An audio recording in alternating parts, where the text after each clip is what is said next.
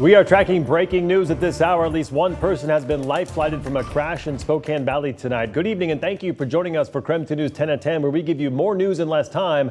According to the Washington State Patrol, several people were hit by a car and suffered serious injuries. So here's what we know at this point. At least two of the victims are children. That crash happened within the last 2 hours this evening at the road near Highway 27 and East 24th in the valley. It is currently blocked. We just heard from Washington State Patrol trooper. They told us 3 kids and 1 adult were crossing the highway when they were hit by a car. One of the kids is under 10. The others are 2 and 3 years old. At least 2 of the children suffered serious injuries.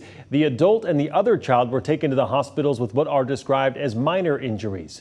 Again, this is a developing story. We also know the driver in this instance is described as a 17-year-old female. That person was not hurt. We do have a reporter at the scene and we'll speak with her momentarily. Now to a surprising string of car prowls. The Spokane County Sheriff's Office says there may be more than 200 victims. Before she went to breaking news, KREM 2 Shannon Mowdy looked through the case against one suspect and breaks down what we know so far. The Spokane County Sheriff's Office says this is just a fraction of some of the stolen property recovered from those car prowls. One suspect, Ty Holland, now faces multiple charges, but other suspects may be arrested and charged. Court records show Holland was already a suspect in a number of car prowling incidents when he was caught in the act of stealing from a car parked at the Hangman Creek trailhead. On May 4th, investigators identified Holland as a suspect in several car prowls at Move Fitness on Regal. On May 17th, electronic monitoring on Holland's car showed it traveling to Hangman Creek. A detective watched a man, later identified as Holland, looking through a car. The back window was broken out. The victim later said his laptop, credit cards, and ID were missing.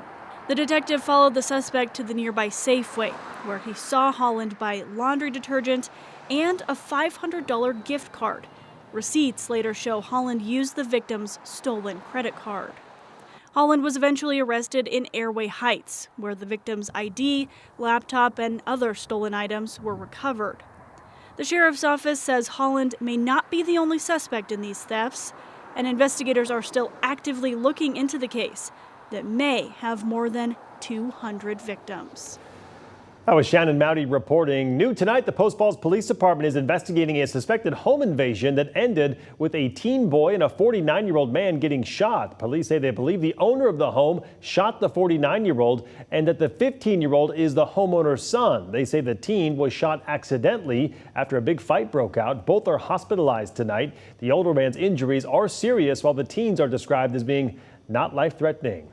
Spokane police are asking for help finding a missing 11-year-old. A deer right here was last seen leaving Pride Prep on Sprague just after 2:30 this afternoon. Police say she is a white woman about 5 feet 5 inches tall with long brown hair. She was last seen wearing a gray sweatshirt, jeans, and carrying a black backpack.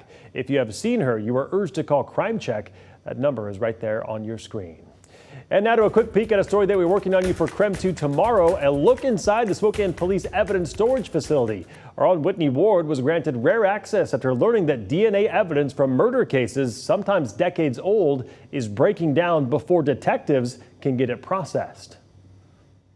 There will become a point where all this evidence degrades to a point it's not useful. Because even as we're standing here, it's degrading, right?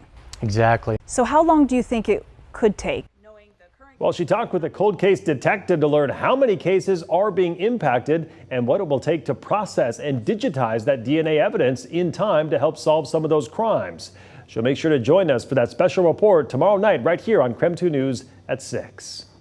Well, in weather tonight, it seems like things are a bit up and down. Some sunshine, some storms. Let's check in with Chief Meteorologist Jeremy the Good. Jeremy, the good thing is we're not dealing with that wildfire smoke from Canada anymore. Yeah, a little bit of a shift in the weather pattern really cleaned out our skies, but look at this. That's the moon, that's Venus right there. Clear skies overhead means we have the opportunity to see it. Pretty cool. All right, well, let's keep going. 60 degrees right now, so it is rather warm, but it is likely we fall back down to near 50 tonight. Look at that dew point all the way down in the 30s, still but a little bit higher than it was earlier. A little bit of moisture trying to stream in from the south. Doesn't have much behind it, but it does look like it's staying together pretty strong and then falling apart as it makes its way a little bit farther north. We'll keep a close eye on that, but all in all, should just kind of dissipate, maybe a stray shower, but then tomorrow looks like a couple of showers possible in the afternoon, and that kind of remains the case each and every day. I don't think we see much activity. I'll cross my fingers and hope for some here in Spokane because we definitely could use the moisture. Looks like it's sunny and mild the next few days, 72 tomorrow, 76 on Thursday, and 80 by Friday. It doesn't really look like we get a decent shot of rain until we get into the weekend. Mark?